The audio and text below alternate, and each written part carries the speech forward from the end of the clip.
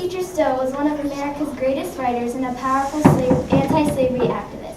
Her book, Uncle Tom's Cabin, showed the evils of slavery and helped people rally against it. Scene 1. Harriet Beecher's family home in Connecticut. The year is 1820 and Harriet is 9 years old.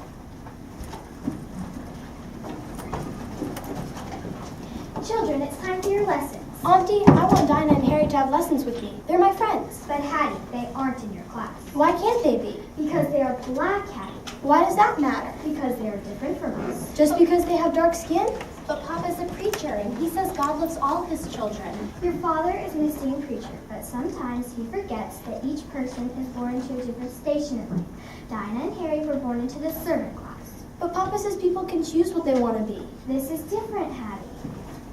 This is America. Our nation was founded on the belief that all men are created equal. Our founding fathers specifically said so. Then why didn't the founding fathers outlaw slavery? Because the new nation wouldn't have survived a battle over slavery, then they knew that only the Congress could outlaw it by the will of the people. They made sure that the North had more people so that they could eventually outlaw slavery. Well, it sounds like you have taught the class today, Catherine. You two may go and have your tea now. May Dinah and Harry have tea with us? Hattie, that would take an act of God or an act of Congress. Yes, ma'am. How do I make that happen?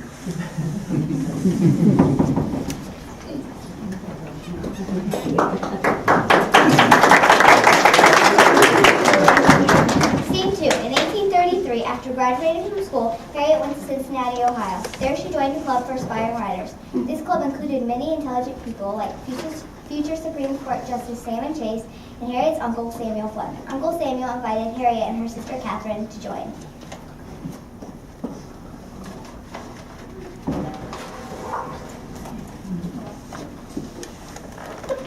Hattie, this is Dr. Emily Blackwell. Dr. Blackwell, this is my esteemed younger sister, Harriet. Your sister tells me that you are a promising writer. Some of her stories have even been published in magazines. Oh, they're just little stories about life in a small New England town. Have you ever written about that dreadful system of slavery? No, Dr. Blackwell, I only write about my personal experiences. Hattie is very active in the anti-slavery movement. She's even a member of the Underground Railroad. How very brave of you! Slavery is a terrible injustice. It is, in a word, evil. As a Christian, it violates everything the gospel stands for. Slavery should be destroyed by any means necessary. Very well said, Miss Beecher. You know, they say the pen is mightier than the sword. It is true. Words can do almost anything. They can both start a war and end one. You know, I've thought for some time that a powerful story about slavery could change people's hearts and minds. I don't think I'm qualified to write about slavery. As I told you, I only write from personal experiences, and I have never owned a slave or lived in the South. I don't think I would be able to write about slavery. Uncle Samuel has friends in Kentucky, people who own a large plantation. They have slaves, though they treat them very well. Perhaps you could live with them for a while, do some research. You know, I think I will. I would like to fight slavery any way I can. I pray you'll use your pen in battle, Miss Beecher. Now, Hattie, I would like you to meet my friend, Calvin Stowe.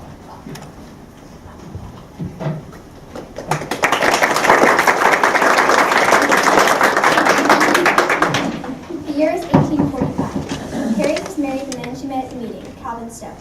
Calvin is a professor, and his job as professor brings in less money than her job as writing does. Since she is so busy with writing and raising her children, Calvin has hired a young woman to help Harry around the house.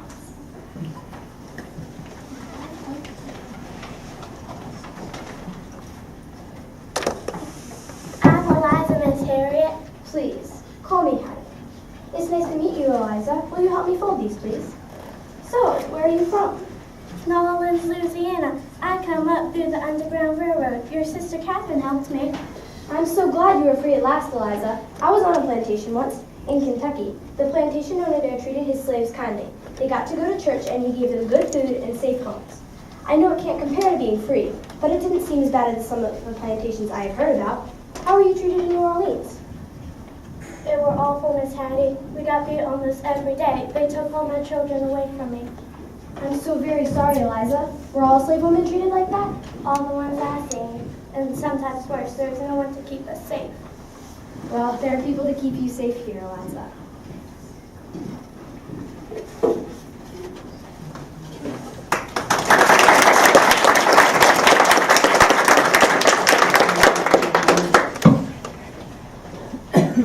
Scene 4, Reverend Edward Beecher Solomon, Boston, Massachusetts. It is 6 years later, and Harriet is visiting her brother and his wife.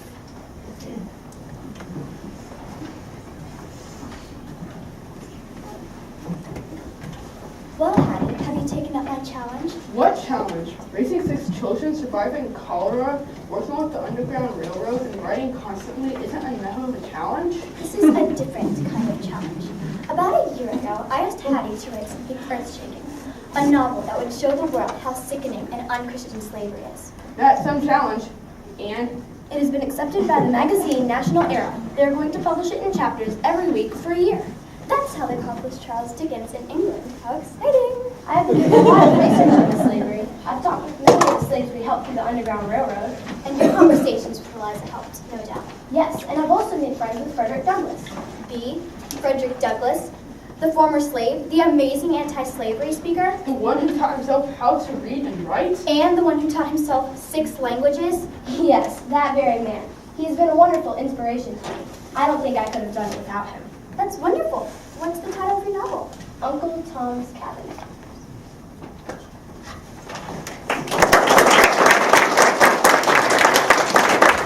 Scene 5. Uncle Tom's Cabin has sold thousands of copies in the weekly newspapers and is now on sale in book form. It is a blistering summer day in 1852, and 2 of Harriet's friends run into each other while shopping in town.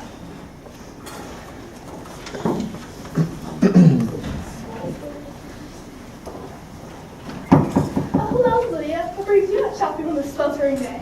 The hottest story in America? Up Tom's Cabin? What else? Can you believe our little Hattie has sold over 50,000 copies? The publisher can't print copies fast enough. Well, any heart that is touched by this story is made of stone. The characters are so real, so unforgettable. The slave Tom is the very essence of goodness, risking his life to save a white child.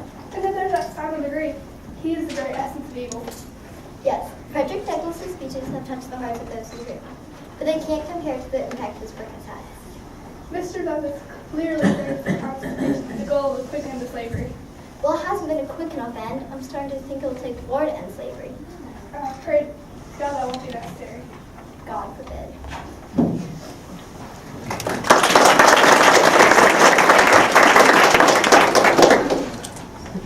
Scene 6, Harriet has gone to visit her brother, Reverend Charles Beecher Stowe. It is the year 1861, and the bloody Civil War has begun in an effort to end slavery.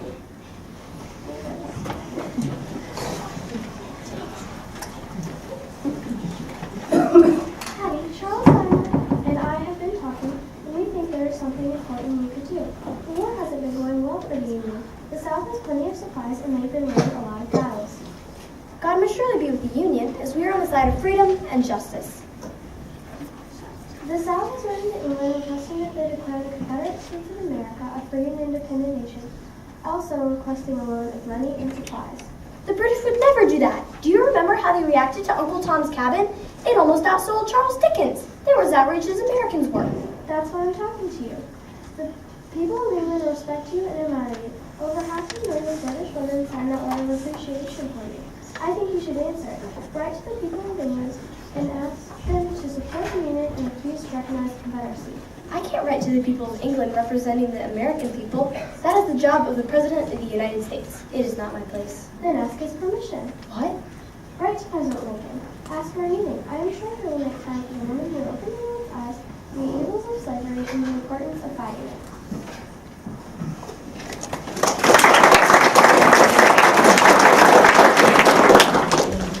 Scene 7, the White House, Washington, D.C.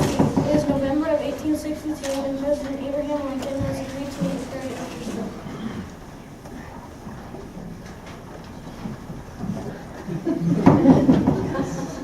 So, you are the little lady whose book started the big war?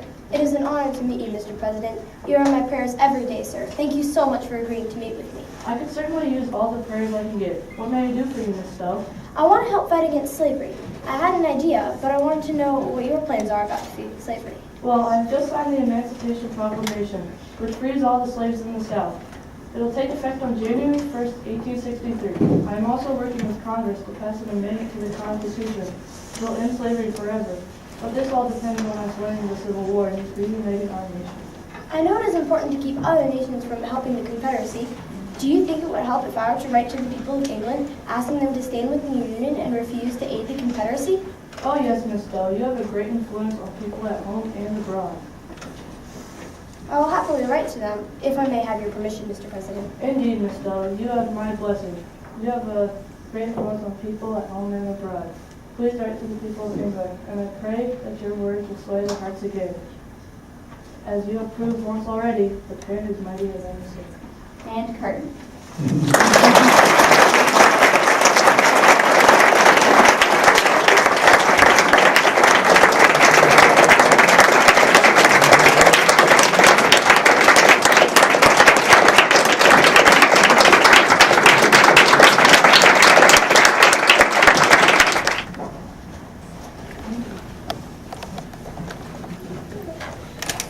Spain, Spain, glorious Spain, once divided in sections, until Isabella the Catholic reigned, joining the jewels and collections.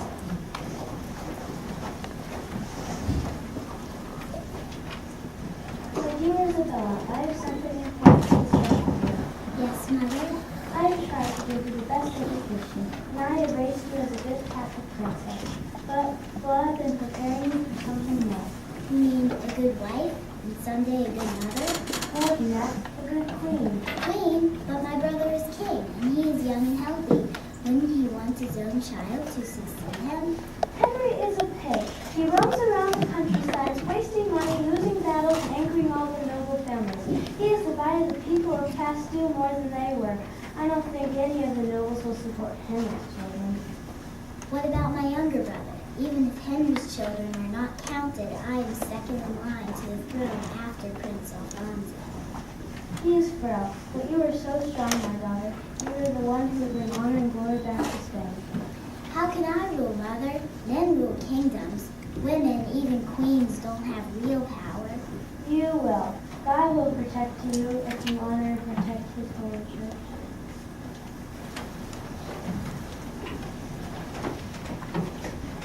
Isabella, I summoned you here to tell you my plans. Yes, brother. I have arranged your marriage. You will marry Don Pedro Garron. I will not. Yes, you will. Call it off. I'll never marry that old goat. He wastes money and angers everyone. He's as disgusting as many others at this court. The priest who taught you have made you prissy and snobbish. I will teach you your place. You'll do as I say. As your brother, your guardian, and your king, you'll do your duty. I will always do my duty to God and Spain. What about your duty to me? This marriage will solve many of my problems. I will not be your pawn used to buy friends or lands. Don Pedro will arrive within the week. He will be my husband over my dead body. You will see.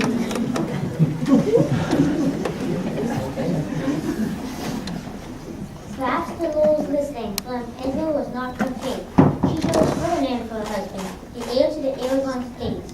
Ferdinand was a soldier and strong, and he wanted to unite the lands. He agreed with Isabella that Spain should unite, just as they had joined hands. My lady, why is King Henry so cruel to you? I do not let him use me and push me around. He says I do not do my duty to Spain, but I chose my husband Ferdinand so we could unite Spain's greatest kingdoms, Aragon and Castile. But my lady, don't you love your husband? Of course, but more importantly, I knew marrying him was the best thing for Spain. Will Ferdinand be King of Aragon, my lady? God willing, yes. If my brother King Henry keeps his promise and makes me his heir, I will be Queen of Castile, and then we can unite Aragon and Castile. Do you think it is possible to unite them? Oh yes, I believe we can build a glorious, unified Spain.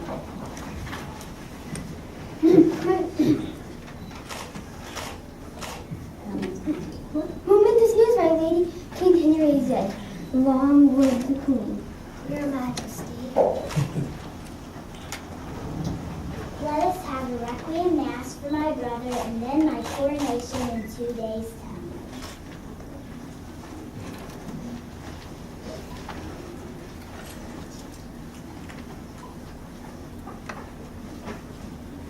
Ferdinand, welcome back, my husband. Husband, is and Prince of Aragon. But not king. But you are heir to the throne of Aragon. You will be king of Aragon someday, and then you will rule Castile. But I am not really the king of Castile. You're the monarch. I cannot even leave without your permission.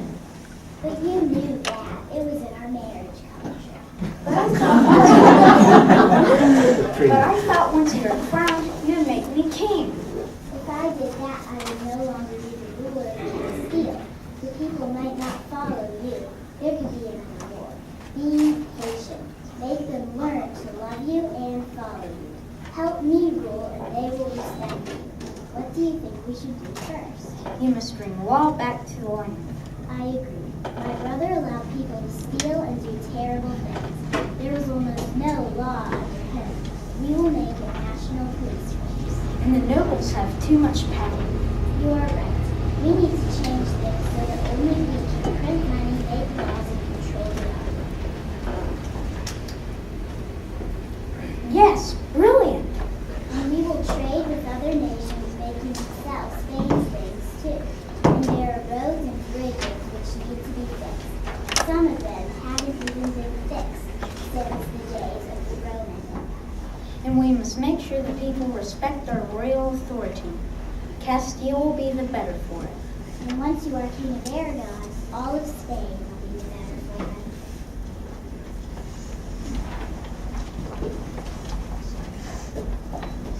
Spain's story was long and steep. Foreign enemies posed to Mary. Portugal tried to grab Isabella's crown. The queen and king stayed steady. Ferdinand's troops were up to task. The queen inspired her nation. Ferdinand became king of Aragon. But that's what Ireland was roasted. The people suffered especially. The exotic civil war. The Spanish occupation of the nation. The Christian invaders.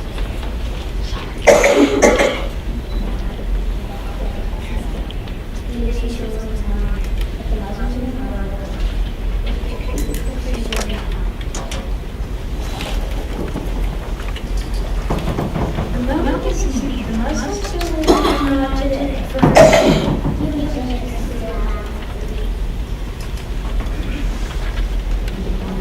And we would not waste the lives of our soldiers.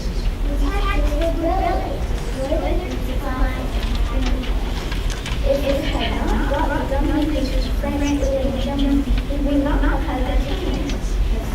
Plumbers and hospitals who provided and made the war possible.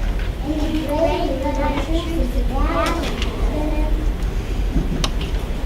My queen needs to think of has died. Just in time to witness his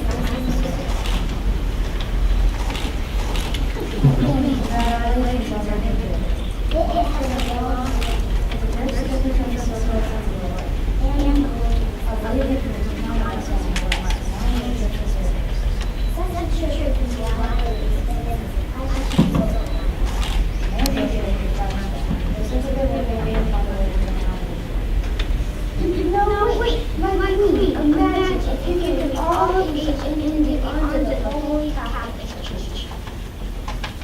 I will find the money. I will cleanse my hands of you.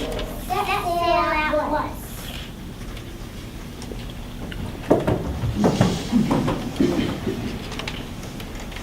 Off to the way Columbus sailed, though America is very bad. The news of the Lord's way sailed from Spain, to purify the land, so she said. The Spanish Inquisition was evil and bad, and tarnished the crown that she wore. Though Isabella was a very foolish, powerful queen that the West has never before. And her curtain.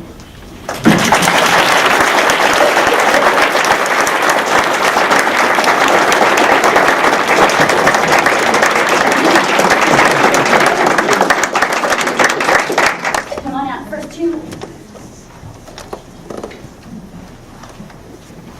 Our first selection is a classic from a classical musical, The Sound of Music.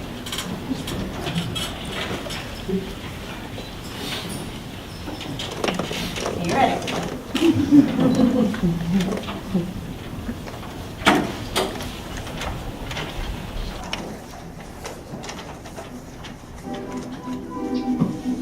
Sorry. Would you take me? You can ask my kid. No. Thank you. Raindrops on roses and whiskers.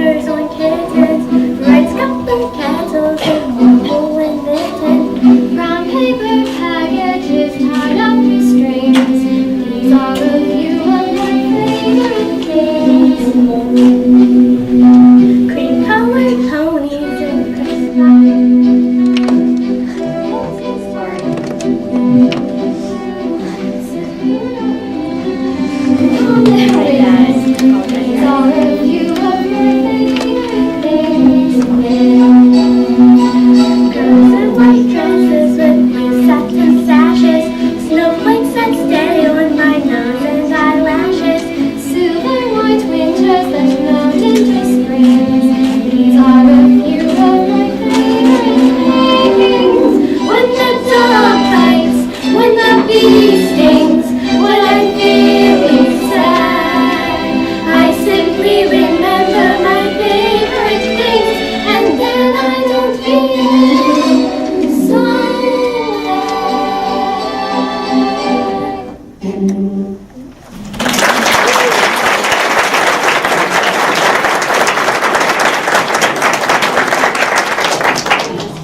Next two victims. Our next selection is Endless Night. It's from the more recent Broadway Lion King.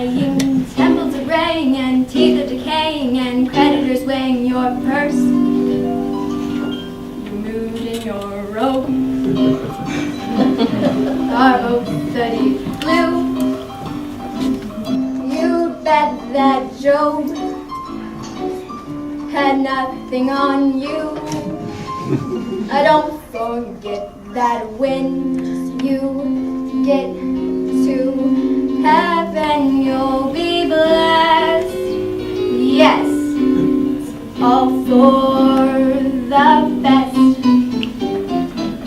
Some men are born to live at ease, doing what they please, richer than the bees are in honey. Never growing old, never feeling cold, pulling pots of gold from thin air. The best in every town, best at shaking down, best in making mountains of money. They can't take it with them, but what do they care? They get the center of the meat, cushions on the seat, houses on the street where it's sunny. Summers by the sea, winters warm free, all of this and we get the rest. But who is the red bar, the sun and the sandbar? You guessed, it's all for the best. Some men are born to live at ease, doing what they please, richer than the bees are in honey. Your life is bad. Prospects are worse, so rest. Richer than the bees are in honey. Your olive tree is dying, petals fraying, and teeth are decaying, and creditors paying your purse. Your road are both to be blue. You bet that Joe had nothing on you. And don't forget that when you get to heaven, you'll be blessed. Yes, it's all for the best. Yes, it's all for the best.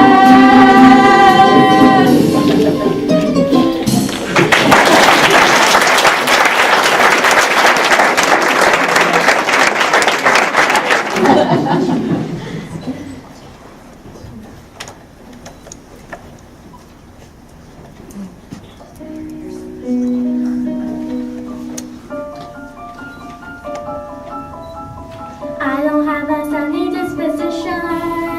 I'm not known for being too amused. My demeanor's locked in one position. See my face? I'm accused. Silently, however, I've been puzzled. Christian sermons make me want to cry. All my inhibitions have been muzzled, and I think I know why. I'm being pulled in a new direction. Do I think I like it? I think I like it. I'm being pulled in a new direction. Through my painful pursuit, somehow Jesus took root. All my worldly desires have been placed on mute. What do I do?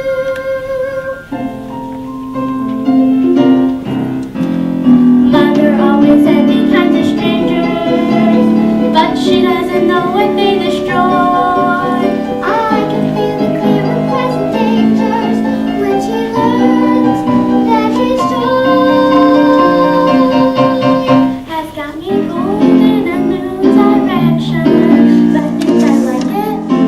I think I like it. I'm being pulled in a new direction. And this feeling I know is impossible, so I'll confide that I've tried, but I can't let it go. it's disgustingly true. Pull. Genesis and Exodus, Leviticus and all the rest. Matthew, Mark, and Luke, and John, That's Delilah made a mess. Noah and the stinky boat, David and that giant guy. Moses walking through the sea, And God kept all the people dry. Joseph figured out some dreams, Daniel and the lion's den. Saul became Apostle Paul. And Jesus died for sin. Has got me moving in a new direction. If he keeps insisting, I'll stop resisting. Just watch me pulled in a new direction. I should stay in the dark, not obey every spark. But the Lord has a light and a light in my heart. You bet he's on cue. Oh,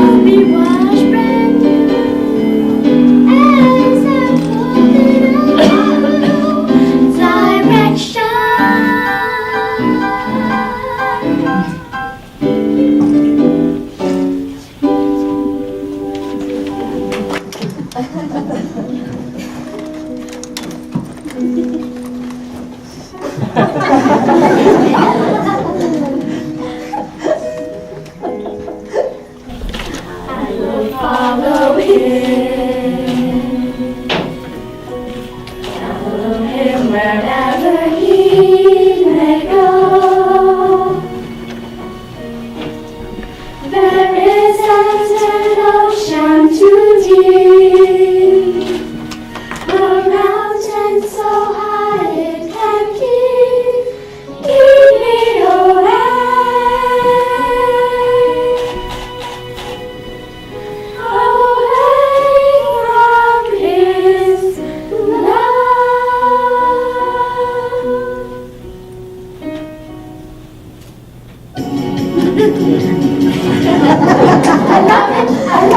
I love him, and where he goes I'll follow. I will follow him wherever he may go.